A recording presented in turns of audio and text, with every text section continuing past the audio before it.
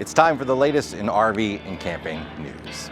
I'm Jason Epperson and welcome to this special edition of our weekly news roundup coming to you from the Florida RV Supershow in Tampa, where a record 20,300 people came through the gates on opening day. Abby has more. The Florida RV Supershow has been ramping up for the weekend since Wednesday, and dealer sentiment is high. Not to be deterred by Camping World's plane that has been trolling the show all day, every day, pulling banners that tout lower prices. If you don't want to be here, Camping World, why are you here? The word on the street is that motorhomes and fifth wheels in particular are selling well, with many buyers keenly interested in full-time RV living. Deals have been difficult to come across over the past 20 months, but there seem to be plenty here in Florida. Though if you look a bit closer, manufacturer suggested retail price has skyrocketed. So if you get 30% off, you're still paying much more than you did 2 years ago. But the Super Show isn't just about sales. It's a chance for manufacturers to share new offerings and show concepts they've been working on. This year, we're seeing in person for the first time lots of new floor plans, even if they were announced months ago. There are some entirely new units, too. Tiffin has their first Super C, the Allegro Bay, on hand, along with their Van Lee Ambition toy hauler. Ember is displaying their off-road ready trailers. Winnebago has their accessibility enhanced Roam camper van, which is intended to be the everyday vehicle for a wheelchair user, but can also adventure across the country with a kitchen, bathroom, and accessible powered bed on board. We have standard wheelchair tie downs. There's 4 of these, so if your wheelchair is in the middle here, you can secure it down with straps. You can transfer into it if you wanted to drive and add hand controls. We used a curtain style with magnets because as we saw lots of people coming in and out of these vehicles in a wheelchair, you're very likely to hit a wheelchair against the bottom. If you had a hard-sided door, try to scratch it up, you break it, you have less flexibility. And all the controls in this vehicle are reachable from the wheelchair. As those come up, you can grab the front edge, pull it down, much easier to reach inside. But the real story from Tampa is electric power in many different forms. It began on the show's industry preview day with Winnebago's announcement of an electric motorhome, which can go 125 miles on a charge. Few details were offered, but engineers seemed intent on figuring out how to make different electric requirements, like 350-volt air conditioners and 120-volt stovetops, to function well together. The very next day, Thor announced their electric concept, the Thor Vision Vehicle, or TVV, which includes a number of unique elements designed to maximize chassis performance.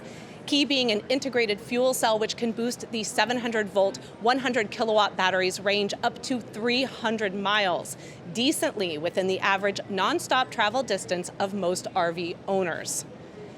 Thor also introduced an all-electric Airstream, or E-Stream, which utilizes electric motors to power the trailer's wheels from its massive battery bank, helping eliminate the range issues pulling a trailer with an electric truck introduces. It's very similar to the Lipper electric trailer chassis we shared last week, but this time on a fully functioning Airstream. You can even use a joystick to maneuver it around when it's not attached to a tow vehicle. But the electric innovations on display at Tampa don't end with the electric vehicles. An intriguing collaboration between Grand Design and Volta Power System drops a 9,000-watt alternator into a diesel Ram truck to tow a toy hauler loaded with 2,500 watts of solar panels, 5,000 amp hours of lithium battery power, and a military-grade electric off-road vehicle in the toy hauler's garage.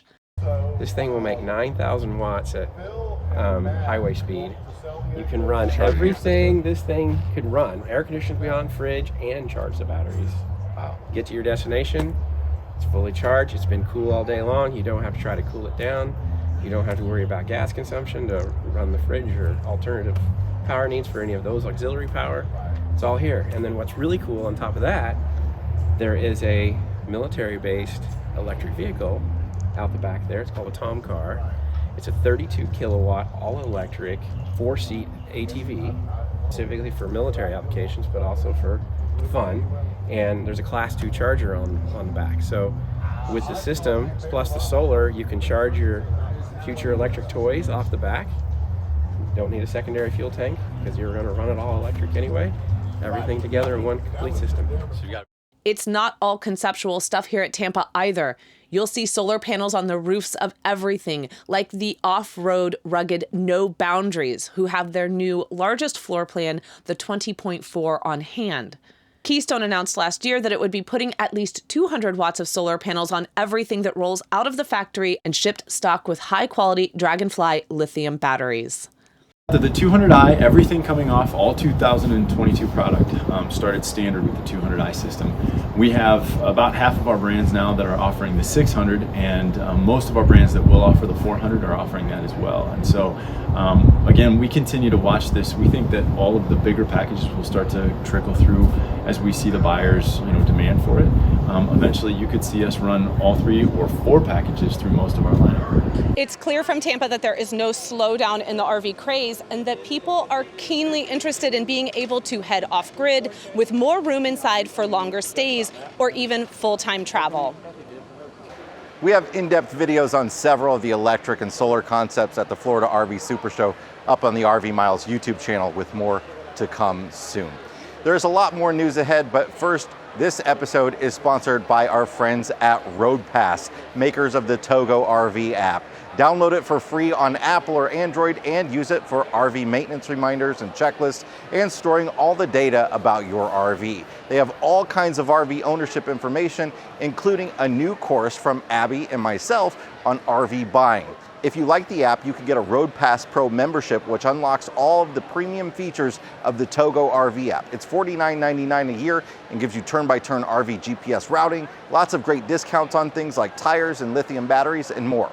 A RoadPass membership also includes premium features at Campendium, Road Trippers, Our Village, along with the overnightrvparking.com database of truly verified boondocking spots. Download the free Togo RV app, and if you decide to upgrade to a RoadPass Pro membership, you can save $10 off with the promo code RVMiles10X.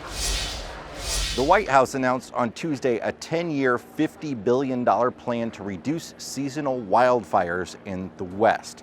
We're not going to stop fires, U.S. Agriculture Secretary Tom Vilsack said at a press event in Arizona, but what we can do is begin the process of reducing the catastrophic nature of those fires. 50 million acres of forest will be managed through thinning, pruning, and prescribed burns, prioritizing states most at risk like Arizona, Colorado, California, Oregon, and Washington.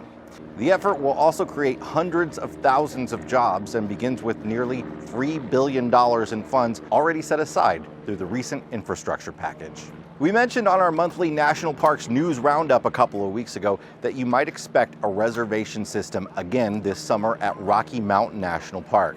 Well, details have now been released. A timed entry permit reservation system similar to last year's will begin on May 27th. 2 types of reservations will be available. One permit will be for the Bear Lake Road corridor, which will be required from 5 a.m. to 6 p.m., and the other for the rest of the park, which will begin from 9 a.m. and lead on till 3 p.m. Permits will allow visitors to enter the park within a 2-hour window of availability, and they'll go on sale through recreation.gov at 10 a.m. Mountain Time on Monday, May 2nd. They're expected to go quickly, but 30% of permits will be held and available for purchase the day prior to your arrival at 5 p.m. If you can't get a permit, plan on arriving in the park before 9 a.m. You can find our video on all the reservation systems at parks this year in the description below. At Big Bend National Park, over the next 3 months, all 120 miles of paved roads will be resurfaced. Park visitors will experience some delays, but no road closures are expected. Work is planned to be complete in April. In addition to the main park roads, both the Chisos Basin and Rio Grande Village campgrounds will receive new paved surfaces during the month of April. Troy Bittner, the former general manager of the popular Carolina Pines Resort in South Carolina, has been charged with stealing almost $900,000 from the resort since late 2020, according to the WSAV NBC affiliate. Bittner stole over $80,000 from the safe and the rest by refunding camping reservations back to his own credit card. Finally, chassis availability has been a major problem for motorhome manufacturers due to silicon chip shortages, and trucks have been hard to come by for the same reason, let alone the thousands of other products that rely on computer chips to be produced.